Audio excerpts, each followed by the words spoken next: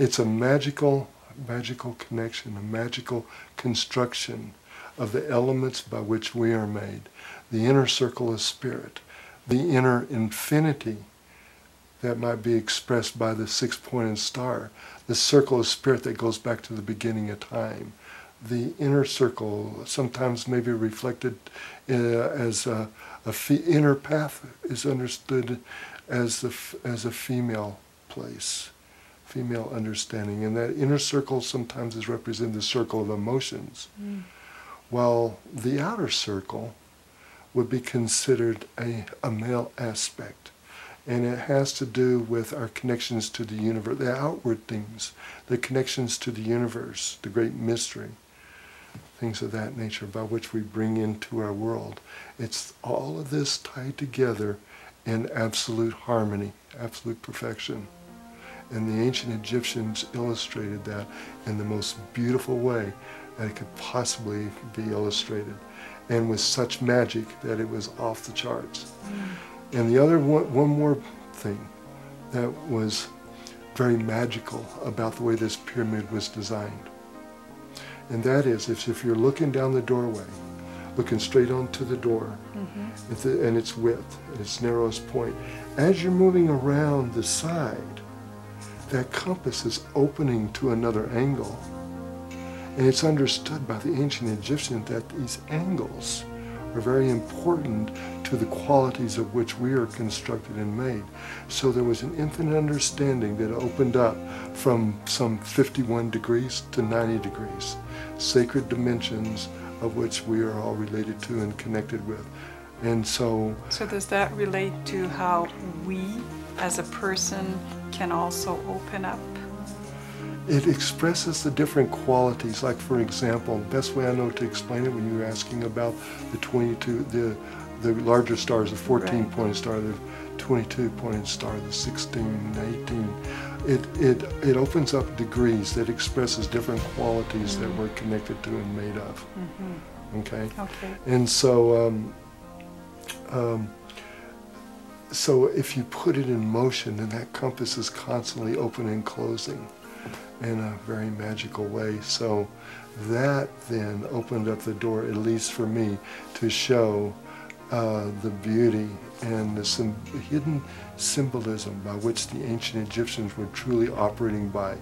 And that first pyramid was one of the most magical pyramids that they ever created. So do you know why they didn't complete it? They wanted to leave the rest unseen. That was purposefully done. Well, it's I do know. It's all a part of the unseen world of spirit, the things which we are made of. It doesn't need to be illustrated. They're the components by which we're related to and connected to, implemented into the pyramid so that it carries those harmonies. And so as we're moving with those understandings of the pyramid, we're in relationship with those same harmonies that are there. You see? Magical way. The same is true in North America. We go to the top of a sacred mountain. It's the same way. You know, you find spirit in the same path. So it was not a flaw. It was not a flaw, no, far from it. And as time went along, I uncovered many, many other secrets about the bent pyramid that express its magic, and a great deal of that is, there's so much, it's hard to cover it in a talk, and a great deal of it's covered in my book, Seven Fires. And so I have another question, because you said the circle, the square, and the circle. Now, is this particular to the bent pyramid, or would other pyramids have the same symbols? The other pyramids have similar qualities to it, but expressing a different element about it and a way of connecting to it. All of the pyramids were constructed in a magical way, each one completely different than the next. They look like they're just pyramids. Well, they're not. They're a whole another chapter of a whole another kind of book relating a whole another kind of way. They're as different as I can't even express it. They're completely different. Okay. Yeah. I was first shown this circle, square, and circle in the star glyph that appeared in 1998 in Eastfield. It was the third symbol that I uncovered. First was the wing, then the circle itself, and then the circle, square, and the circle. I realized it was tremendously important, and so since that time I have been on a journey showing and explaining what the importance of this is.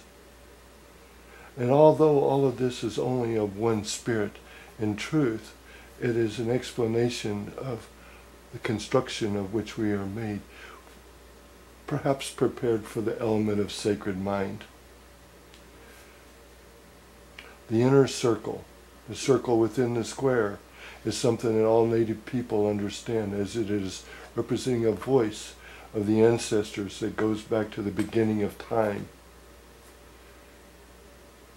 The outer circle is the great mystery and the understanding by which we are also connected to, all of which is tied together by the heart, and all of which is bound by this square, the material world.